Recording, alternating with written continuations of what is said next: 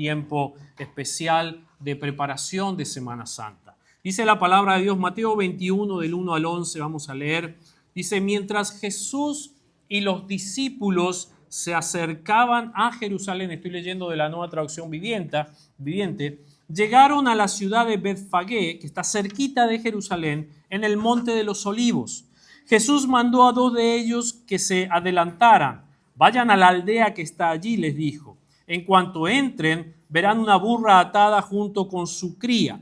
Desaten a los 2 animales y tráiganmelo.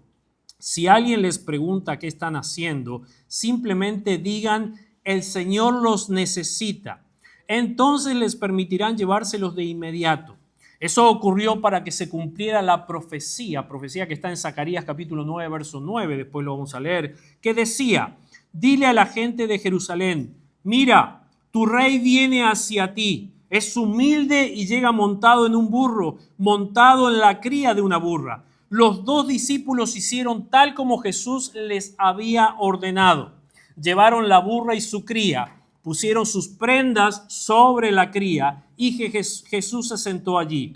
De la multitud presente, la mayoría tendió sus prendas sobre el camino delante de él y otros cortaron ramas de los árboles y las extendieron sobre el camino.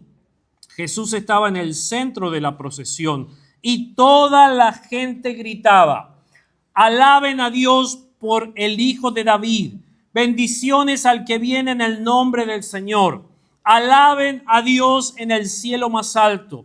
Toda la ciudad de Jerusalén estaba alborotada a medida que Jesús entraba. Oh, wow. Esta parte es tremenda. Mira lo que dice. Mientras Jesús entraba, ¿quién es este? Preguntaban. ¿Quién es este? Preguntaban. Estaba todo el alboroto de Jerusalén. Y la gente diciendo, bueno, estaban ahí y todo, pero algunos decían, ¿quién es este que está entrando así? ¿Por qué? Porque así solamente entraban los reyes. Se le daba entrada a aquel que entraba como un rey, solamente de esa manera.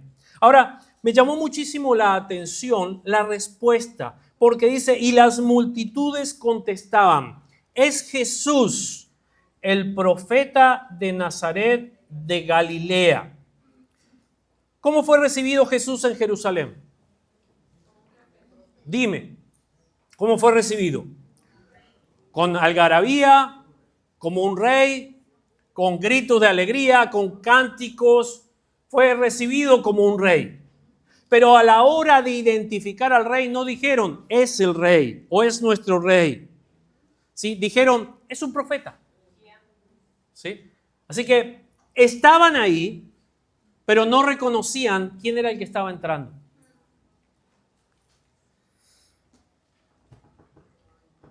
Jesús no venía como rey. Jesús ya lo había dicho. Jesús no iba a entrar a Jerusalén como rey. Él vendrá como rey. En su segunda venida, Él vendrá como rey. Pero en esta entrada, en Jerusalén, en esta entrada, Él no estaba entrando como rey. Él estaba entrando como el Salvador. Él tenía que entrar como el Salvador. Pero de ninguna manera Él quería que lo hicieran rey. Las personas estaban pensando en lo que a ellos les convenía. Israel estaba viviendo bajo la opresión de los romanos. Y ellos pedían, creo que en sus oraciones en su casa, ellos oraban, Señor, danos un rey que nos liberte de la esclavitud de los romanos, un rey que nos liberte de la opresión de los romanos en este momento. Eso es lo que todo el pueblo pedía de acuerdo a su conveniencia. Pero Jesús no venía y Jesús nunca viene de acuerdo a nuestra conveniencia. Jesús viene de acuerdo a su voluntad, de acuerdo a lo que Él tiene que hacer en nuestras vidas y de acuerdo a lo que Él a nosotros, Él piensa y a nosotros nos conviene. Él no venía como un rey, sino como un salvador. Pero déjame decirte esto, no hay rey si primero no hay un salvador. Y déjame que te lo explique. Rey era la conveniencia del pueblo. Salvador era lo que necesitaba el pueblo. Muchas veces rey es lo que me conviene a mí, lo que yo necesito como persona. Pero Salvador es lo que realmente necesito en mi vida. No necesito un rey material, un Salvador temporal, un rey que me salve de tal cosa, que me provea tal cosa, que me libere de tal otra cosa. Necesito un Salvador que traiga vida, vida eterna y vida en abundancia para mi vida. Es como Jesús se manifestó, era la intención de Jesús al entrar de esa manera en Jerusalén. Pero no hay un rey. Acuérdate, Jesús va a venir como rey. Pero no podía él pensar en venir como rey si primero él no venía como Salvador. No puedo pensar yo en que Jesús es mi sanador si primero no es mi Salvador. No puedo pensar en que Él es mi proveedor. Oh, Señor, mira las cuentas que tengo que pagar, mira esto, mira aquello, si primero no es el Salvador. ¿Saben qué? Me llama la atención muchísimo muchas personas que creen, sí, yo creo en Jesús, yo creo en Dios, son muy cristianos quizás a la hora de hablar de Jesús, pero nunca lo han tenido a Él como un Salvador, sino como un proveedor, como un sanador, como alguien que me va a sustentar en el momento en que me aprieten los zapatos, en el momento en que tenga un problema, en el momento en que es como que, ok, Jesús es Hondipo. Cuando necesito un clavo, ahí voy. Cuando necesito un tornillo, ahí voy. Cuando necesito algo, voy a Jesús. Y eso no es un salvador. Eso es un proveedor. Y yo tengo que tener bien en claro, tengo que enfocarme y aclarar en mi mente quién es Jesús para mí. Porque me puedo encontrar como la multitud que vengo a la iglesia, que vitoreo a Jesús, que alabo a Jesús, que lo busco a Jesús, pero no lo tengo a Jesús como mi Salvador. Y pasa a ser en mi vida solamente una religión. Pasa a ser una costumbre dominguera y pasa a ser ese tiempo, ok, tengo que ir a la iglesia, tengo que ir a misa, tengo que ir a la procesión, tengo que ir acá, sí, porque es una costumbre, porque es una tradición. Oh, mis abuelos iban a la iglesia, por eso voy. Gloria a Dios porque los abuelos iban a la iglesia. Gloria a Dios por los abuelos que oraban por nosotros, o por los padres que de chico te hablaron de Cristo. Pero ¿quién es Cristo en tu corazón hoy que ya eres un adulto? ¿Quién es Cristo para ti? Él todavía no vino como rey, todavía sigue viniendo como Salvador. Déjame decirte que sin Jesús, dice la palabra de Dios que sin Jesús estamos muertos espiritualmente. La Biblia lo dice de forma muy clara. Dice Efesios capítulo 2, verso 1. Y Él os dio vida, Jesús, os dio vida a vosotros cuando estaban muertos en sus delitos y pecados.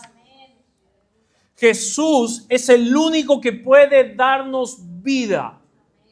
Fuera de Jesús, estoy muerto espiritualmente hablando.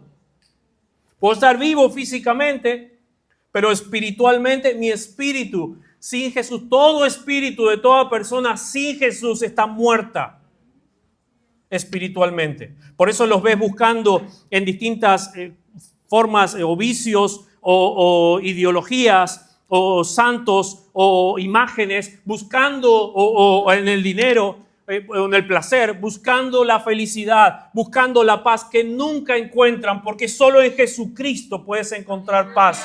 Solo en Jesucristo puedes encontrar salvación. A la gloria a Jesús. Sin Jesús estamos espiritualmente separados de Dios. Estamos sin vida verdadera por dentro. Mira, podemos estar respirando, podemos estar trabajando, hasta podemos estar sonriendo, pero aún así, por dentro vivimos vacíos, sin rumbo, sin luz. Yo recuerdo muy claramente qué fue lo que sentí el día que recibí a Jesucristo como el Señor y mi Salvador en mi vida. Todo lo que yo sentía era que hubo un cambio. Cada día sin Cristo, antes de tomar mi decisión por Jesús, cada día yo apoyaba la cabeza en la almohada y todo lo que sentía era un sinsentido, era un vacío en mi corazón. No sentía esperanza, no sentía rumbo, y aunque era un poquito más joven que ahora, no sentía rumbo hacia el futuro, no sabía qué iba a ser de mi vida. No tenía expectativa, no tenía esperanza. Cada vez que me acostaba y apoyaba la cabeza en la almohada me sentía vacío. Iba a la iglesia, desde chiquito iba a la iglesia, mis padres me llevaban a la iglesia, pero yo no tenía una comunión, una relación con Jesucristo. Era un dominguero solamente. Hasta que tomé esa decisión. Miren, desde que tomé esa decisión, yo puedo dormir lleno. No porque, bueno, nosotros cenamos tarde y me voy a lleno. No hablo de la panza. Hablo del espíritu. Yo me voy a dormir agradecido. Más allá de que pueda haber problemas o situaciones o luchas que hay cotidianamente en nuestras vidas. Pero cada vez que me voy a acostar sé que Él tiene el control de mi vida. Sé que Él es el dueño de mi vida.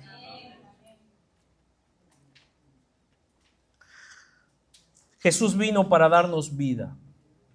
¿Cuántos dicen amén? Amén. No solo una existencia terrenal, sino vida eterna, vida abundante, vida verdadera. Quiero decirte algo, Él no es un profeta. Él no es un profeta. Él es el cumplimiento de la profecía. Amén. Jesús es el Mesías. Jesús es el Salvador. Juan 10:10 dice, Jesús mismo dice, yo he venido para que tengan vida y para que la tengan en abundancia. Por muchos años la iglesia usó mal esa palabra abundancia, pensando que era abundancia, era prosperidad, y para nada quiere decir prosperidad. Aunque la Biblia es el libro que más habla de finanzas, que más consejos da sobre las finanzas, Jesús nunca se enfocó en ellas, porque el foco de nuestra vida nunca es la prosperidad económica, nunca es las finanzas, nunca es el porvenir, siempre es Jesucristo. Mateo 6:33 dice, mas buscad primeramente el reino de Dios y su justicia, y todas las demás cosas son una añadidura de haber buscado primeramente el reino de Dios. Sin Él somos como ramas cortadas de árboles secas que no pueden dar fruto, pero con Él estamos conectados a la fuente del amor de Dios y por eso podemos florecer en nuestras vidas. ¿Cómo se ve la vida que Jesús da? Bueno, paz. Digo, lo que yo he experimentado es mi testimonio, lo que está aquí. Con Jesús he experimentado y experimento paz, pero no paz en la paz, sino paz en medio del caos. Amén. Mi vida tiene días de caos. ¿La tuya no? Okay. Bien, estamos entonces en eso. Tenemos días de caos, pero en los días de caos puedo experimentar la paz. Amén. Propósito, mi vida tiene propósito. Y aunque el mundo no lo entienda, el propósito mío solo lo encontré en Jesucristo. Solo lo encuentro en la obediencia a su palabra, en la sujeción a Él. He encontrado en mi vida amor, el verdadero amor, un amor que perdona, un amor que restaura, un amor que sirve, la seguridad de que nada ni nadie me puede separar de Dios. Nada te puede, dice la Escritura, nada puede separarme del amor de Dios. Una vez que yo le he entregado mi vida a Cristo. Mira, quiero aclararte en esto, estamos en Semana Santa. ¿Qué fue lo que dio Jesús en la cruz? Físicamente, sí, su vida. Pero físicamente, ¿qué dio? Hasta la última gota. Su sangre.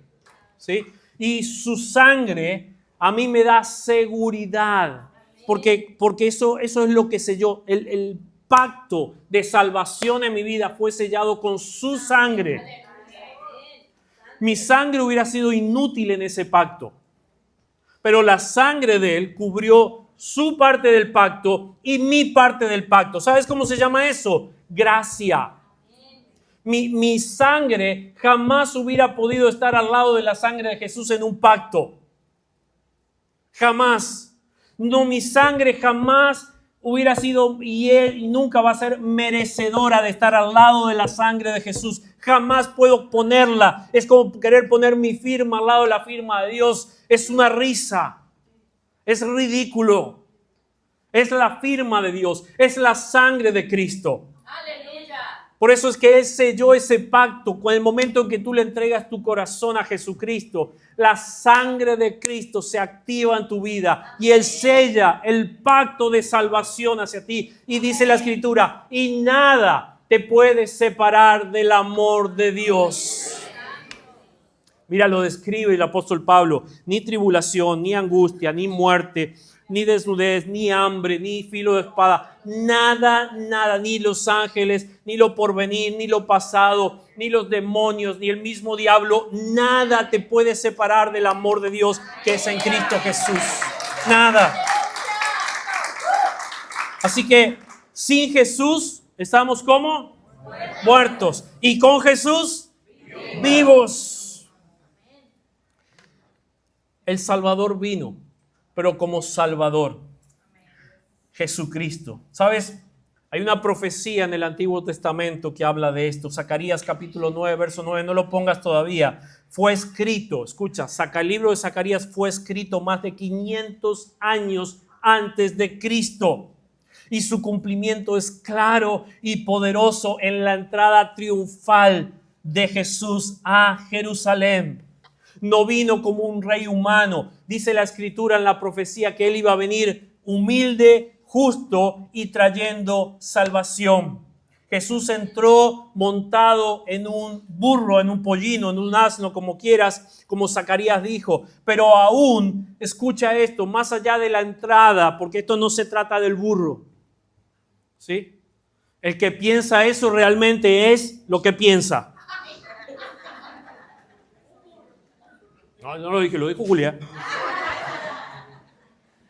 Mira, no sé, hoy día hay iglesias que están hablando del burro.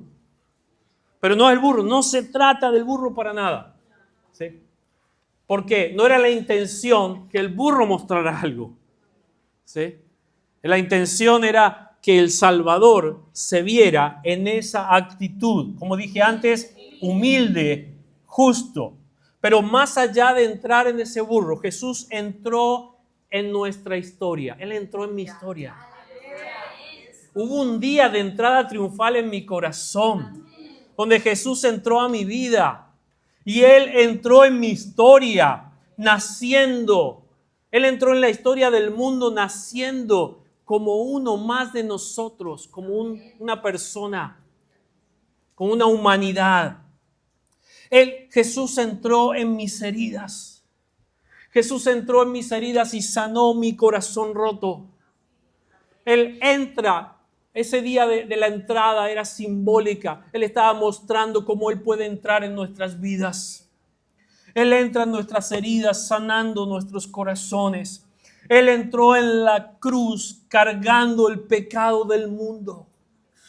Tu pecado y mi pecado, nuestro pecado, estaba en esa cruz que Jesús iba a llevar, a cargar cuando saliera de Jerusalén.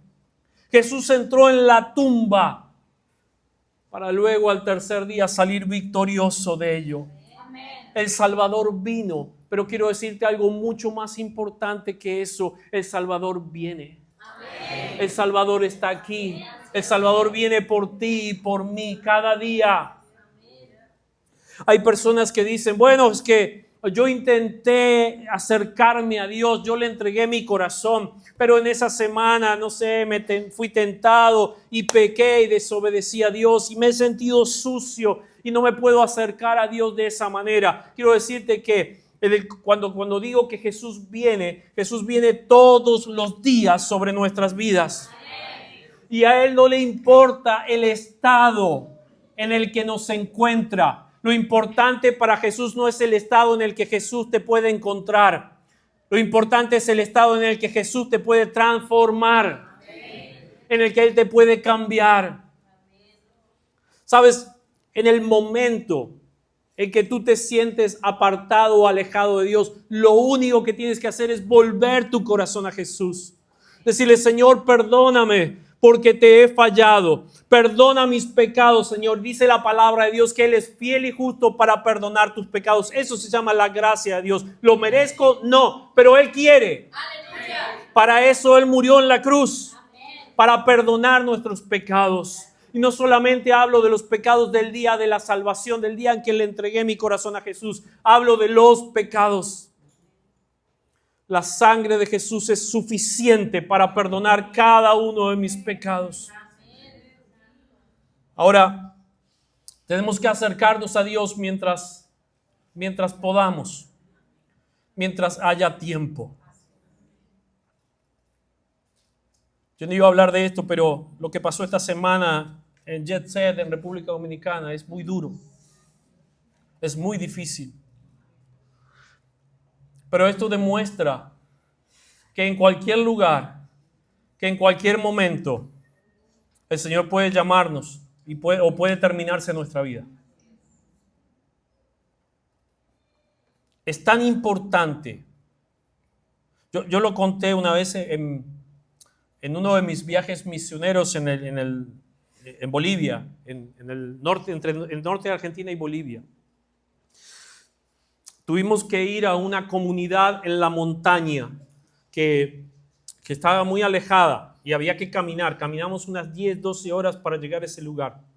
Pero llegó un momento en el que nos encontramos que había un pasadizo de este tamaño para pasar por el camino. Había solo un pasadizo de este tamaño. Nosotros íbamos con nuestra mochila y de este lado había montaña y de este lado había precipicio. Estábamos a casi 3,000 metros de altura. Y de este lado había precipicio. Y no era muy largo ese pedacito. Todo el camino estaba bien, venía bastante bien ancho, pasaba un carro, pero en ese lugar, no sé si había un derrumbe, había un pedazo así. Y teníamos que llegar era como de acá a la pared. No era mucho, pero no era mucho. Mirando el precipicio era mucho. Y aunque nosotros éramos cristianos, yo era el líder, el misionero que iba liderando ese grupo, y tenía años, conocía al Señor y ya le había entregado mi corazón a Cristo. Te aseguro de que yo dije, bueno, si esto me va a agarrar, me va a agarrar confesado, como dicen ahí. Cada uno de los que cruzamos, lo cruzamos todos bien, pero cada uno de los que cruzamos hizo una oración de salvación doble ese día. Por las dudas. Yo como David, Señor, perdóname hasta los pecados que ni me acuerdo, que me son ocultos, Señor. Por las dudas, Señor, estamos a cuenta. ¿Estamos a cuenta? Listo, estamos a cuenta, cruzamos. Gracias a Dios cruzamos bien. Pero así es como uno tiene que vivir. ¿Sí? Así es como uno tiene que, al levantarse a la mañana y entregar su corazón a Cristo. No hablo de salvación en sí, porque ya el que ya fue salvado, ya está salvado. El que entregó su corazón a Cristo ya es salvo. Pero hablo del hecho de poder estar a cuentas con Dios, el hecho de poder estar firmeza con Jesús en nuestra vida.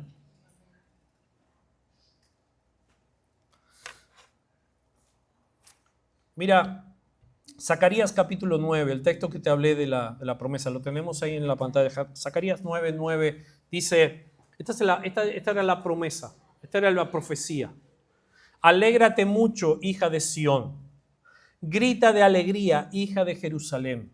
Mira, tu rey viene hacia ti, y lo describe, justo, salvador y humilde, y viene montado en un asno que es un pollino cría de asna.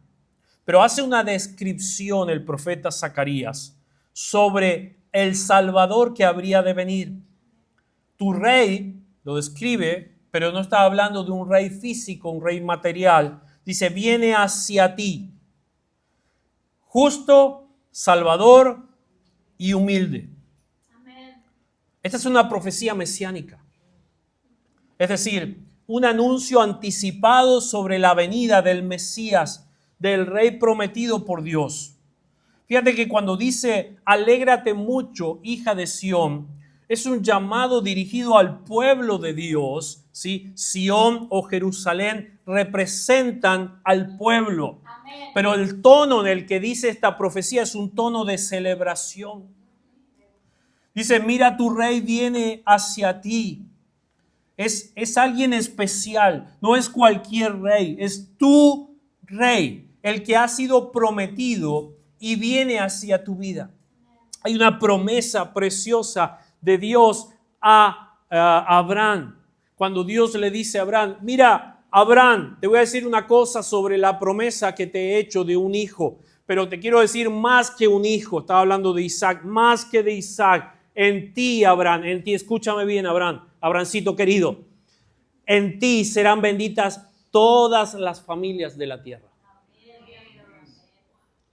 Todas. ¿A través de quién? A través de Jesucristo. No está hablando de una bendición próspera, material o física. Está hablando de una bendición espiritual, de una salvación. Abraham, en ti serán benditas todas las familias de la tierra.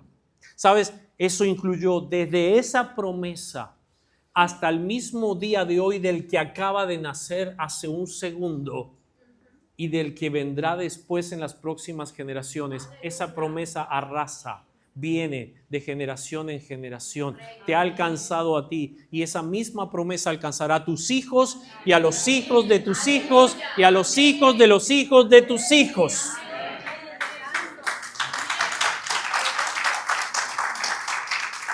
Ahora, cuando yo te digo que el tono de la promesa es el mismo tono de la entrada de Jerusalén, es un tono de celebración y es un tono de esperanza. Ahora, la esperanza y la celebración que tenían en la entrada de Jerusalén estaba mal enfocada, porque ellos esperaban un rey libertador y porque para ellos Jesús era un mero profeta que podía hacer algunos milagros. Ya habían escuchado, este es el final de la vida de Jesús. Ya habían escuchado de todos sus milagros. Ya sabían, muchos habían visto los milagros de Jesús, pero seguía siendo un mero profeta. ¿Por qué? Porque muchas veces Jesús para nosotros es alguien distinto a lo que Jesús quiere ser en nuestro corazón, que es el Salvador de nuestras almas. Yo creo que Jesús sana, por ejemplo. Yo creo que Jesús sana. Yo creo que Jesús hace milagros, puede seguir haciendo milagros en este día. Si necesitas un milagro, yo sé que Jesús lo puede hacer ahorita mismo. Jesús puede proveer, Dice la palabra de Dios que Él puede abrir las ventanas de los cielos y hacer que venga abundancia hasta que sobreabunde en nuestro corazón. Y ahí le estaba hablando de lo material.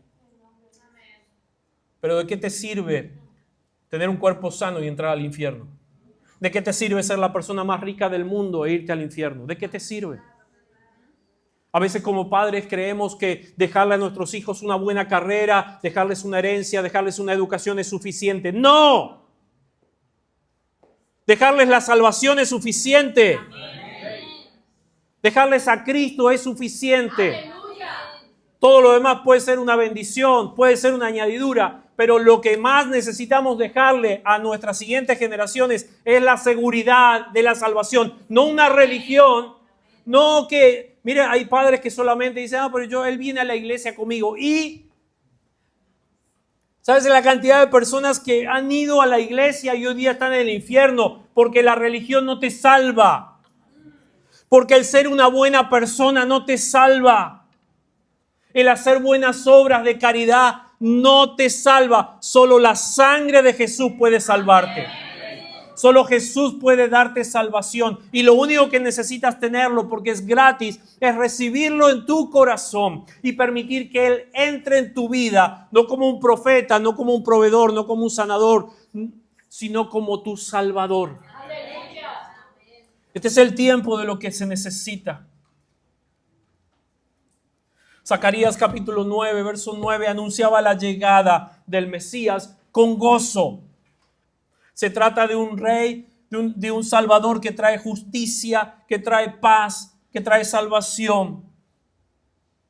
Mire, la entrada de Jesús contrastó con los líderes mundanos y apunta directamente a Jesús, quien cumplió esta profecía presentándose como el Salvador, como el Mesías, no como el Rey. Y yo quiero invitarte a que tengas la seguridad, si tú tienes la seguridad de que Jesús es tu Salvador, si ya le entregaste tu corazón, hiciste una oración, como en un momento lo vamos a hacer juntos acá, pero si hiciste esa oración, ya Jesús está en tu corazón, Él es tu Salvador. Ahora, la profecía de la que estamos hablando habla del gozo, expresa un tiempo de alegría. ¿Por qué? Porque ya está aquí. Jesús ya está en mí. Ahora, si Jesús no está en mí, si no le he entregado mi corazón a Jesús, si hay dudas en mi corazón, entonces no va a haber gozo. El gozo está cuando Jesús viene a mi corazón, cuando yo lo dejo entrar en mi corazón.